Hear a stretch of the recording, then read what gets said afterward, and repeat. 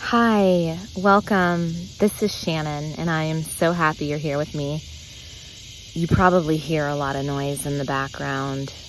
I think they're cicadas, and I love them. They are the sound of late summer here in the Midwest.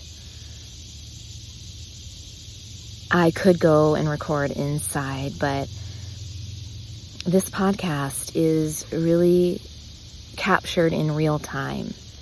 And I think there's something really beautiful about capturing the sounds of the season as we are connecting and reflecting together. So hopefully they're not too loud. And this audio is going to be really short today. There is quite a bit of change happening for so many people that I know, including myself. Every conversation I have is somebody noticing, recognizing, admitting to the fact that something is coming to an end in their life, whether it's a relationship, a job, a way of being, roles that no longer fit, identity, a variety of things that either people are choosing and saying, I'm done with this, I can't hold this anymore, this is not mine, or many are being forced to really pay attention to what needs to be changed. And life gives us opportunity for growth, opportunity to evolve, and it's scary. It can feel so scary to admit that we're needing a change, that we're ready for a change, or that we're being forced to change. Because anytime a change happens, and for most of us there's a lot changing at once, it can feel very unsettling. And so if you're feeling anything in your life, whether it's the anticipation that something big is about to happen, maybe it's something really exciting that's going to change your life. It could be a new opportunity, a new sense of adventure, a new way of moving through life. It could be the birth of a child or a grandchild.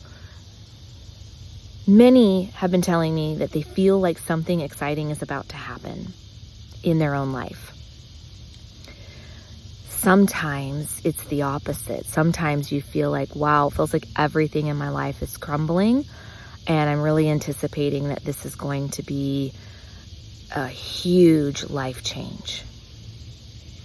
Some of you are looking at moving or quitting a job that you've hated for years, or retirement, or you're taking care of your elderly parents and you're looking at roles that you've played in this lifetime that no longer align with who you're becoming, who you're remembering yourself to be. So I just want to say, I see you and I hear you and I love you. I think the human experience is the greatest gift, and also can be extremely challenging. And in the challenge is usually where we leap forward in a way. So if anything in your life feels like an ending, remember that every ending has a new beginning. Even when it feels uncertain or scary or like, what the hell am I doing? What the hell is happening? When you take your mind out of it, because a lot of this is not truly what your mind can understand, your consciousness or who you are at a soul level usually changes first. You start to change energetically and then physically.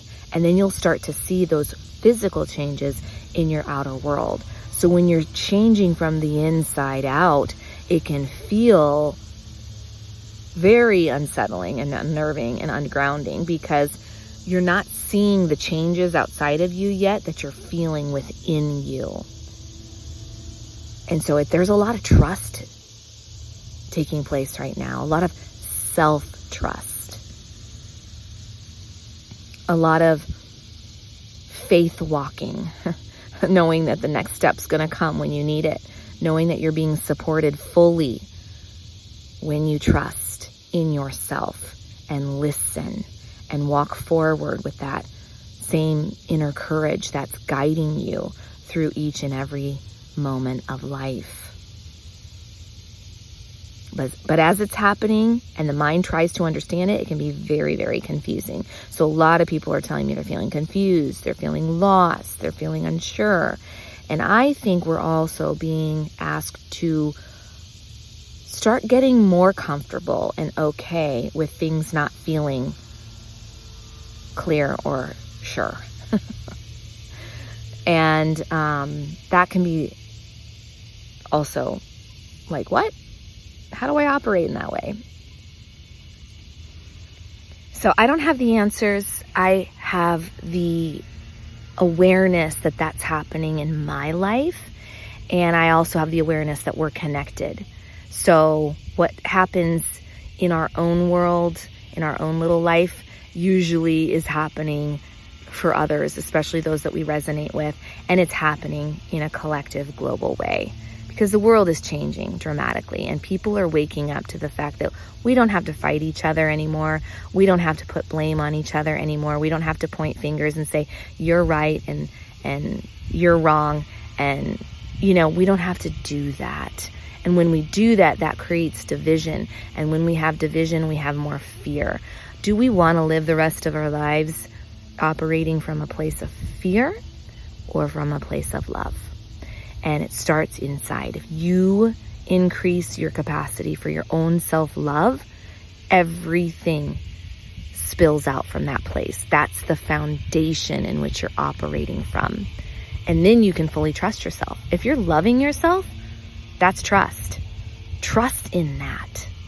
And when you hear yourself being unkind or you're not taking good care of yourself or those old conditioned ways of being, what you were taught, or the messages you received either from your youth or the culture in which you live in, or your family or friends, workplace, those messages were here to provide tension in your life so that you can wake up from that. So you can see what you don't want in your life.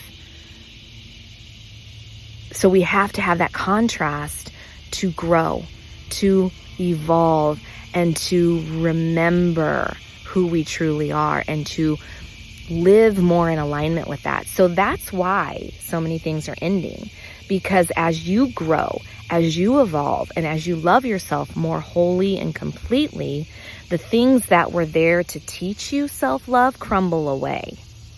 They don't operate in the same energy field anymore. They become intolerable. You can't even function with them in your life anymore. That job that you hated, it was bearable for a while until you loved yourself more. Now it's unbearable. The relationship that you loved, but maybe, had some trauma issues, it doesn't align anymore to who you're becoming now. And so let go. Release, trust, and keep loving yourself through it all. I'm going to be over here doing the same. I'm letting what lights me up guide me.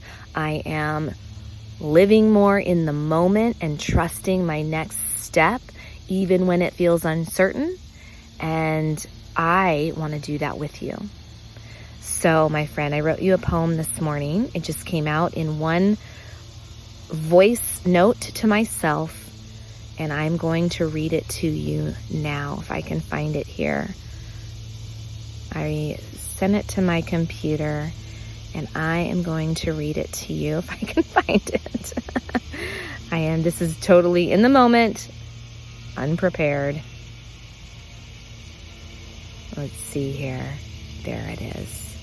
And before I read this poem to you, if you're new or if you've known me, I introduced the Evergreen Table. It is my love project, and I would love for you to participate in some way. If you live local to the Kansas City area, eventually I will be delivering and having front porch pickup for my focaccia sourdough artisan loaves of bread. If you don't live here and you'd like to connect and be part of my community, I also have letters from the Evergreen Table. And this is my new mail club. Every month you're going to receive handwritten letters and stories and poems and creative inspiration and possibly a bookmark or a sticker or a recipe card, or lots of playful fun to bring magic to your everyday life and bring magic to your mailbox. It's so fun. I would love for you to be a part of it. So go to theevergreentable.love and you can look up Bread and Blooms and you can look up letters and join me for some of these gatherings in the mail or gatherings around the table with some good bread and some fresh flowers and herbs. All right, my friend, I'm going to take a sip of coffee. The cicadas quieted a little bit for you, but it sounds like they're wanting to join my poem. So here you go. The wild within. Sometimes what you need most is not more movement, not force, not the right answers, not making sense of it all. Sometimes you don't want to walk the straight line, linear, certain, understandable, predictable, sure. Sometimes what you long for most is a new rhythm, to step outside of time, to flow, to honor the uncertainty, to throw caution to the wind, to be brave, to take a new path, to get off the path altogether, to see what waits beyond the edge of the forest, to shine brighter, expand wider, allow your heart to become fuller, freer, more alive. There is a call to return to the wild within you, the wild that knows the next step, the wild that has faith and trusts the process, the moment, your own creative energy, the fire, the power, the wildness that knows where it wants to take you next. Now is not the time to fear the dark, not the time to run from the shadow or hide from change, but to walk toward it, to stand taller within it, and to remember your ancestors, your angels and guides, Mother Earth herself, and all of the stars are holding you, guiding you, cheering you on. One beautiful, messy, imperfect, uncertain, wild step at a time. Be well. Keep taking good care of you, and I will connect with you next time. I hope to see you at the Evergreen Table.